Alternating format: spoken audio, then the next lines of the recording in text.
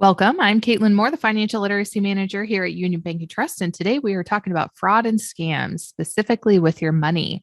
These are scams that are happening all the time. And we're going to talk about some stories from our customer support, things that we're seeing here at the bank. We're going to talk about some identifiers, some red flags that you should be looking out for when it comes to your money and possible scams coming your way. And then also what to do about it. That's the biggest thing. If you have been scammed or may think you're being scammed, what are proactive steps or active steps can you take in protecting your money? So let's get started. Just real quick, we have a little bit of a rundown of 4 signs that it's a scam. Just random things that are happening that we're seeing a pattern of also. So number 1, scammers pretend to be from an organization that you know. Oftentimes you will be targeted with that in mind. So organizations that you may trust, businesses you may trust, and scammers are using those opportunities to get your buy-in. Scammers say that there's a prize or a problem. They may present a problem that this organization or this business that you may confront with this. Maybe your payment didn't go through. That's a big one. That's one that I've seen, and I'll give you the example in a little bit. Or they might say that you've won a prize. And in order to get that prize, you have to give money to get the prize. And we'll talk about why this should be a red flag. Scammers will pressure you to act quickly. They work off of emotion. There's always something behind time and why you should do this quickly. And that's how they get you to act quickly, because you won't win the prize, or your payment won't go through. So you won't get the product that you ordered, or something bad could happen on the other end if you don't act quickly. Scammers tell you to pay in a very specific way. This is the biggest red flag. Is scammers often use payment that you're going to give them with ways that don't line up with what they're asking or where they're from. So they may ask you to pay them in gift cards, money transfers through Western Union, cash apps like Venmo or Zelle or Cash App or PayPal, things like that. So those applications, they might ask you to mail cash, money orders, or cashier's checks. We're going to talk about payment, but the biggest thing with this is the payment usually doesn't line up with where they're saying they're calling from. And we're going to go through a couple examples for that to make more sense of that. So how do we avoid a scam? One of the biggest things is don't answer calls or messages from unknown senders. Scammers are getting really technical in how they're contacting you, and you may not even realize it. So less and less we're seeing the unknown caller, but we're seeing actual phone numbers. I have an out-of-town area code, and because I lived in a different state. And so when I get calls from that area code, I know that it's likely a scam, because everyone I know with that area code, I have them in my phone, and there's no reason for me to be doing any business with that area code, because I have not lived there in a very long time. So I know that that's likely a scam call. And so I don't answer it.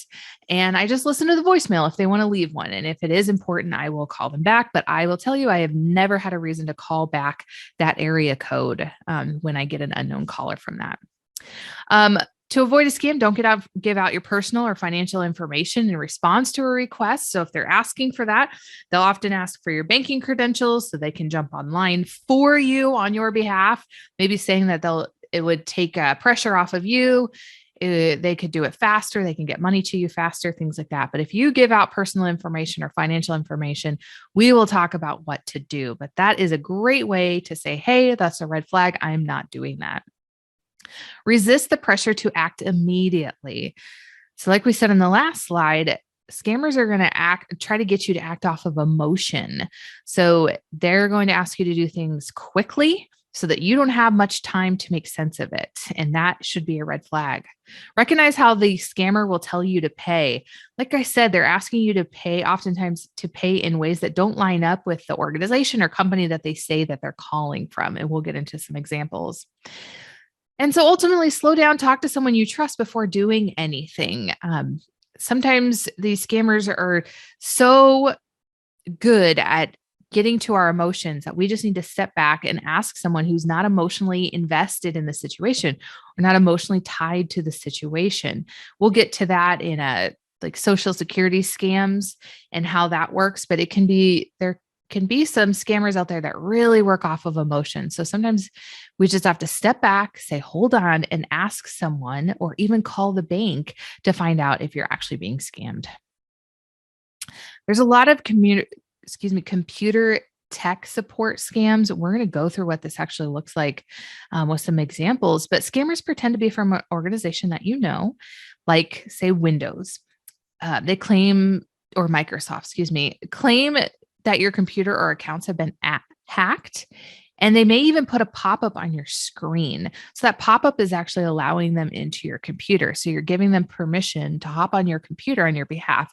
And what they're doing is they're able to copy all of your information. And so if you have anything saved on your web browsers, like passwords or sign-on information, they're going to be able to have access to that. They'll ask you to download software so they can control your computer. That's a part of it. And then claim to fix the issue and request payment. So they will claim that the issue is resolved and now you owe them money. And oftentimes they'll ask for your online banking credentials so that they have access to your bank. So this is an example of what it looks like. That pop-up will give them permission to get into your computer. And you can see that Facebook logins are going to have that, credit card details, email accounts, all that stuff. It's giving them permission. So this is a fake scam right here. Somebody called on behalf of Microsoft saying that a payment hadn't gone through, and you need to call them, or they're going to hack into your computer, or they're going to ask for permission to get into your computer, and they'll say they're going to resolve the problem for you, and then you pay them. When this type of thing happens, just hang up the phone and do not allow them on to your computer. There's a lot of telephone number scams. They're pretending to be from an organization or even somebody that you know. Like I said, they're getting really good at the caller ID situation. So there's actual phone numbers that are coming up. They're going to claim there's an issue, ask for your personal information, or request payment in a specific way. These are often the telephone calls are often the ones that play at your emotions the most because you're actually talking to someone. So again, it's okay to step back and say, hold on, or hang up and call them back. Call the company they say they're coming from. This is not for you to take down their phone number and call that back. It is for you to call the company that they're saying they're calling from and having somebody else help you. They're going to say that they're the only ones that can help you, but that is simply not true. If you think about a big box store, if you have an issue, you can call their customer service line and you may get several people every time you call.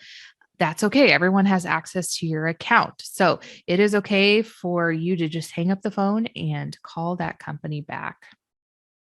Some recovery steps, and we're going to go through this throughout this presentation. Notify your bank. When in doubt, call your bank. When it has to do with money, they're going to either have heard of this type of scam and can tell you what to do, or you're informing them so that they can make proactive steps to protect your account and your money. Sometimes they may ask you to call the credit bureau if it has to do with your social security number and credit. You can freeze your credit account, which means no one can take out loans or credit cards or even bank accounts in your name until you unfreeze it. And this is a really great way to protect your dollars and your identities, to freeze your credit so that nothing else is taken out in your name. Have the affected computer equipment cleaned by a local repair professional, just in case there's any spyware on there that you can get that off. And then report scams to law enforcement. A lot of people are hesitant to do this, but local police really need to know what's going on. Here in Lincoln, Nebraska, we have a whole department at the police department devoted to white collar crimes, which means they're dealing with money, essentially. So calling them, letting them know that you'd been scammed or almost scammed, they like to know that because they're tracking it. And the more they know, the better they can inform local businesses to protect you also. So UBT works directly with somebody at LPD. If we have issues with scams, we let them know. So we are on a first name basis with some folks down there just so that we can protect your money. In summary, don't give out your information to unexpected callers. You really shouldn't be giving your financial information out to anyone because you never know where that information is going to be passed along to. And remember that no reputable agency will call you and ask you for your personal information or demand immediate payment. That's just not how they work. And we'll get into this in the Social Security scams. And if something seems too good to be true, it probably is. And we're going to talk about that in Money Mule scams. If The job seems too good to be true. It likely is. Do your homework. So the first major scam we're going to be talking about, so I can give some examples, is social media scam. It's so easy now to scam people over social media because hackers are hacking into people's social media. They're creating fake accounts. You may actually think you're talking to a friend when you're talking to a hacker, but it's under the picture of your friend. So it's just very easy now to scam people over social media because there's so much access to that. So scammers are using social media platforms to connect with consumers like you. They request to send money to a person so you haven't communicated with previously. So that's one of the big ones. Let's talk about Facebook in this situation. I know a lot of people don't use Facebook anymore, but Facebook for me, I connect with a lot of people from, say, high school, so several years ago, in different states. And so I may not talk to these people, but I've got them on Facebook and I check in and we like each other's pictures and things like that. There's several people that if they were to message me on social media platforms and ask for money, that would be a red flag to me. Because number one, I haven't talked to them in years. And number two, why me? Why are they asking me? And so I would take proactive steps in contacting them another way outside of that app, get them on the phone or text them just in case their account had been hacked, which is likely the case. Hackers are also using your friends' social media. So they're hacking into that and talking to people to solicit making fast cash, but it requires you to receive money into your account and send money back. So that's kind of making this the concept of money laundering or making dirty money clean. So they'll send you $5,000 and you send 3,000 back. And the way they do this is they'll say, let me deposit this check into your account. Maybe you've sold something on Marketplace and they're going to overpay you. So they say, I will give you $5,000 or an extra payment, but you right away need to send me the rest back. So what this essentially is this check is a bad check. It takes a couple days to clear it from one bank to another. So get those funds from another bank into your bank account. But in the meantime, you're sending them money. So you may have access to a lot of the money that has been deposited, but hasn't cleared. So if somebody puts $5,000 in and it's taking a couple days to clear, but you send them $3,000 back, that's coming out of your account. Their check is not going to clear. And so you are out $3,000. And they're going to do that really quick. So they do this under the disguise of somebody you know, and so you're more willing to do that. They may even request your online banking or mobile banking information to deposit the funds directly into your account. So a lot of our online banking apps allow you to take pictures of checks. And so this person may ask you for your credentials so that they can take pictures of those checks and deposit it. But again, it doesn't mean it's cleared. It doesn't mean the funds have transferred from one bank into your account, but they're going to ask for that extra payment where they overpaid and they want that right away. So you'll end up sending that over Venmo or PayPal or something like that. And then the funds will not clear and you are out that money. So avoid losing money over social media scams. Never send money to anyone you don't recognize. And just be aware of who's asking you. If it's someone you haven't talked to in a while, why are they asking you for money? If it's somebody you have never talked to, like I do with a lot of friends from my where I grew up, I haven't talked to them in 10, 15 years. So for them to ask me for money, that would be a big red flag. If you do recognize them, call or contact them outside of social media. So if it is somebody you know, maybe it's your mom or your sister or your brother, contact them outside of the social media app simply to check in on that. But in a lot of cases, their accounts have been hacked, and letting them know that they can get online, change their passwords, and put up some more security so that no one else is scammed under their name. If you suspect a social media scam, stop communicating immediately. Nothing wrong with that. Update your password and security. Alert the person that the scammer is posing as, like I just said, let them know so they can change their security. If you've paid the scammer with gift cards, alert the issuing company. So if you used a gift card that you can contact, especially if you still have the number, contact that company. It's very hard to get money back from a scam if there's a gift card used, because scammers are using that gift card number and transferring it to another. So it's instantly gone. It's very hard to get your money back. If you gave your personal information out, call the bank ASAP. They could do stop payments. They could even change your bank account number. A lot of times we'll just end up having to close the account for security reasons, but we will open you up a new one and get you ready to go with debit cards or whatever cards we need to get things back to normal for you. So call your bank ASAP if you think that you have been scammed. Freeze your personal information with the credit bureaus. We talked a little bit about this.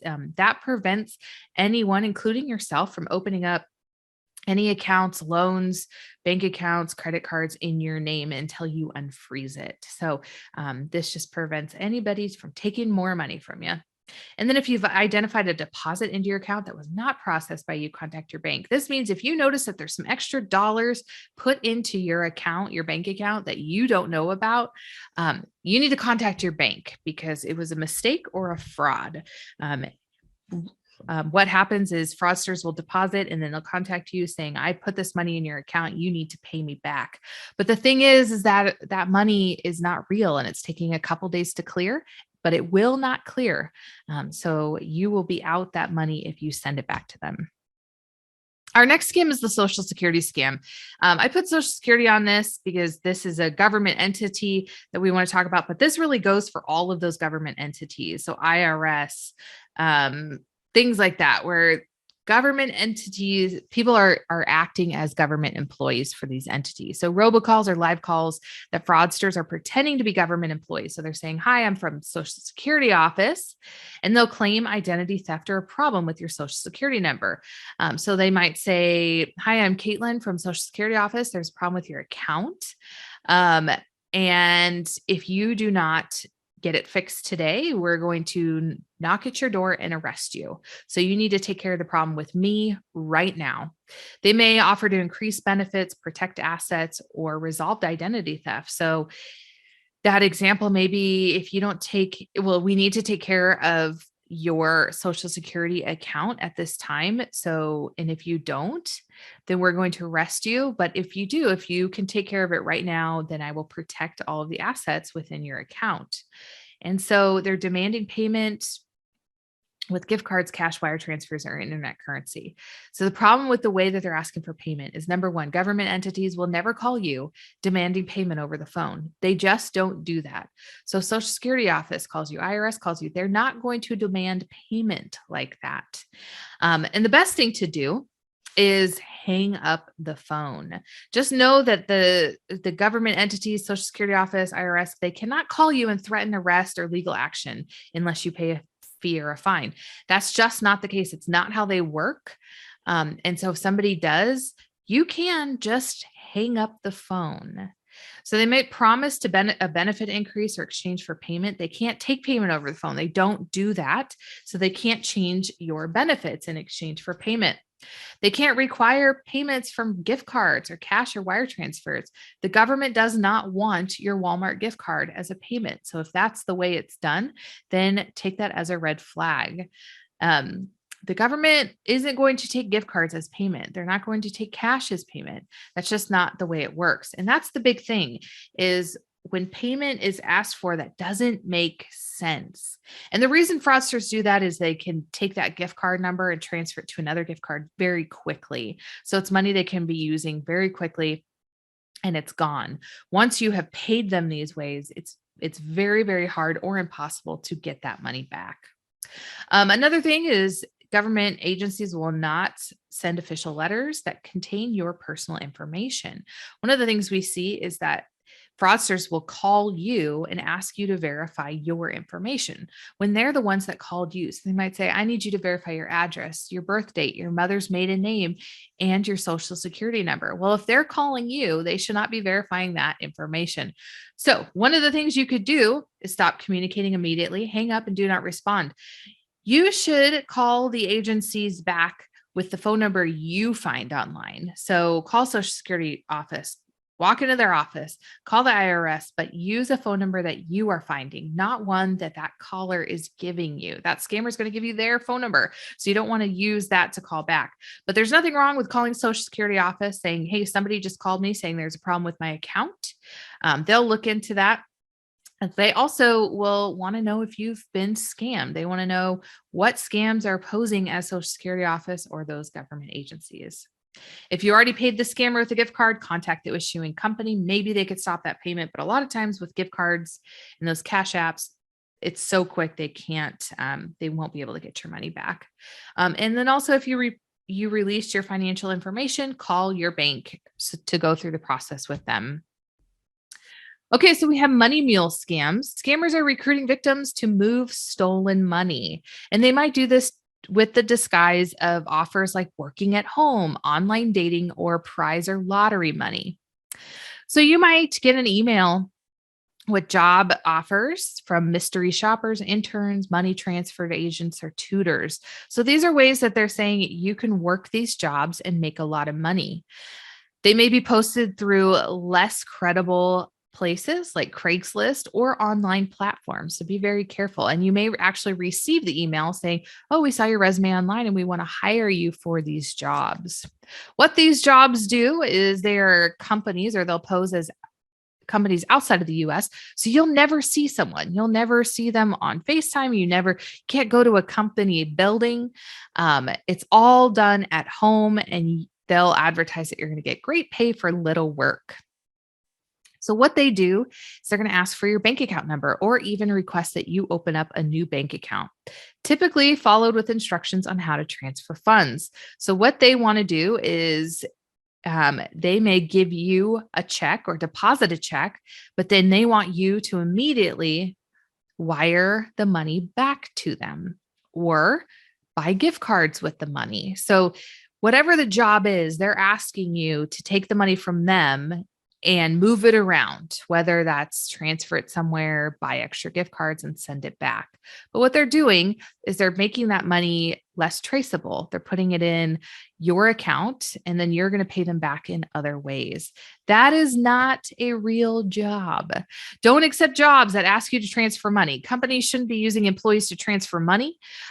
They're a business. They should be doing that on their own if that's what needs to happen. Never send money to collect a prize or lottery. That's another thing folks are doing. They're saying, "Yo, you won a lottery, but you have to pay an application fee or a prize fee in order to get it." So they're asking you to give the money in order to get your prize, but you will never see the prize. Don't release your online or mobile banking credentials. And if you already have, contact your bank and end all communications. This is what we said earlier. If it sounds too good to be true, it probably is. If you suspect a money mule scam, there's various places to report to. Your bank will give you this information. There's a government website to just report the scam. Call your non-emergency line for your local police department. They likely would like to know what is happening in their city when it comes to scams. And then if you've released any of your financial or personal information, let your bank know, freeze your credit, and freeze your personal information. So phishing scams. Phishing scams are a lot like what we just talked about, but the FBI reported in 2019 that folks lost $30 million in phishing scams through email, text message, and phone calls. So what this scammer does is they trick you into releasing your personal information, passwords, accounts, social security numbers. This is a running issue with all of these scams, that they're trying to get that information off of you. But what they do is they send you an email or a text message with behind the name of a company you may trust.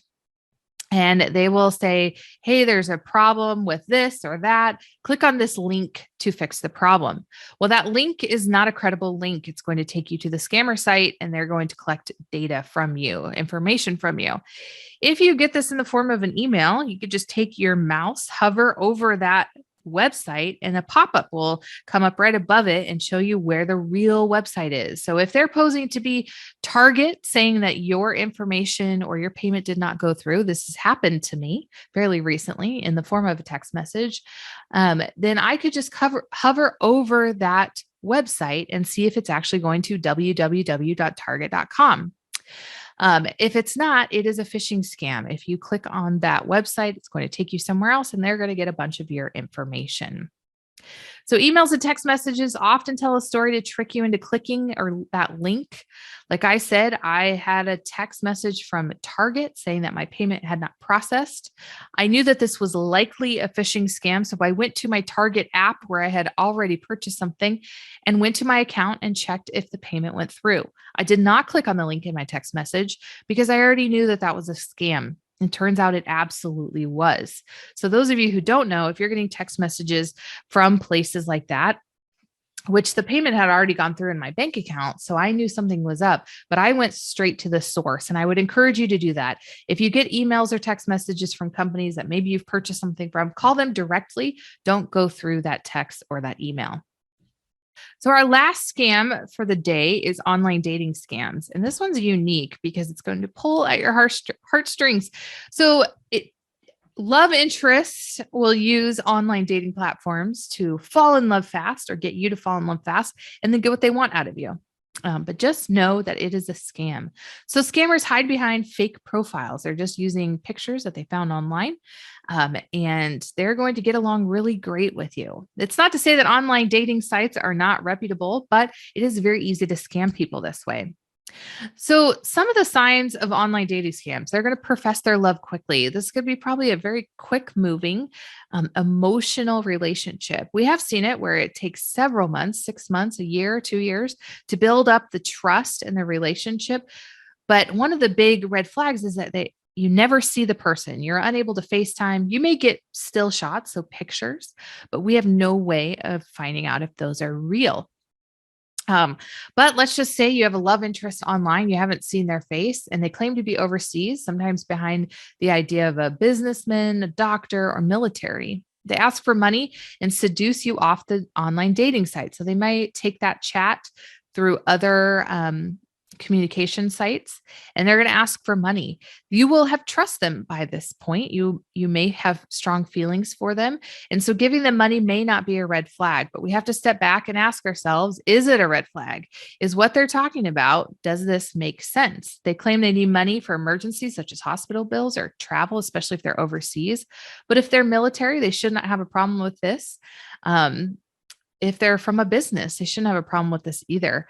And why are they asking you? If I'm on a business trip overseas, I'm going to contact my company if there's an issue because they would be responsible for that. But they're going to pull at the heartstrings of you, their love interests, to get them to get you to give them money. Maybe one of the red flags is maybe you've planned to visit and they didn't show up, or there's excuses why you have not seen them in person. This could be a scam. So what should you do? Slow down, talk to someone you trust, and don't let the scammer rush you. I've mentioned this over and over that sometimes it's best to just step back from the situation and ask someone that you trust that's outside of the emotion of the situation. Ask them if it sounds right. Never transfer money to the scammer from your bank. Buy them a gift card or wire money. Those should be red flags when somebody's asking you from overseas. Maybe they say that they have medical bills, but they need a Walmart gift card to pay it. That doesn't line up. So that should be a red flag. Contact your bank ASAP. If you have sent money, they could possibly get your money back, but they actively could take steps to protect your bank account. And report your experience to the online dating site. Even if you have taken the conversation off of the dating site, it's always good to go back and let them know, because if that profile is still active, they could take that down and they need to know. And then there's other online government sites to report your experience. It's very important that government entities, your local police department knows about the scam. They are tracking this. They want to get to the heartbeat of the issue, and tracking this is very important. I'm going to go with the 60-year-old man story here, just looking through this list. We don't have time for all of them, but I had a friend that actually worked at another bank, and he told me this story that he had a gentleman come into his bank and sit down right in front of him. He wanted to open up an extra bank account and put another person on that account. Well, this gentleman, the 60-year-old gentleman, was in Nebraska, but the person he wanted to put on the account was in California. He said that during COVID, he had done the Ancestry site and found a girl that was significantly younger than him that claimed to be his sister. And they had been talking for a long time. And this was his long lost sister he didn't know about. She was significantly younger than him, probably 20 years or so. But this man firmly believed that this was his sister. And she kept asking for money. She wanted to come visit him or things would come up. And being family, he wanted to help her out. And so she had suggested to open up a bank account with a big national bank, which my friend worked at, and have her on the bank account so he could deposit and she could withdraw. Well, my friend, being trained in scams himself, asked a little more of this man. Did get details out of him that he had tried several other banks and they just kept saying no. And they had told him that he was being scammed. Nothing had ever added up. And my friend told this gentleman, "You are being scammed. This is a scam." This gentleman had never seen his long lost sister in person. He had never seen her over FaceTime or video. It was just still pictures and text messages in online, like email platforms. So my friend at this bank could not open up an account for him. He told him, that you are being scammed and I wish you luck, but we are not going to take on the risk of opening up that account for you. So unfortunately, he did not open up an account at that bank. I don't know where the story ended up, but this is just to show that this gentleman, was roped into believing that he had a long lost sister. Even the age gap didn't make sense, but he believed it because it was his family or claimed to be his family. So, that's just a quick story here. Here's some websites to look at when it comes to scams to get some more resources. But if you ever have questions about whether you're being scammed or if you did, call your bank or call it UBT. You don't even have to bank with us. We want to know, we want to answer your questions. We want to point you in the right direction. So when in doubt, call the bank and they will tell you what to do. Call the non-emergency line of your local police department. But absolutely feel free to call me, reach out to me if you have some questions, and I will do what I can to help you. Thank you so much for joining me today for Scams and Fraud. Again, if you have any questions, reach out. Thanks so much.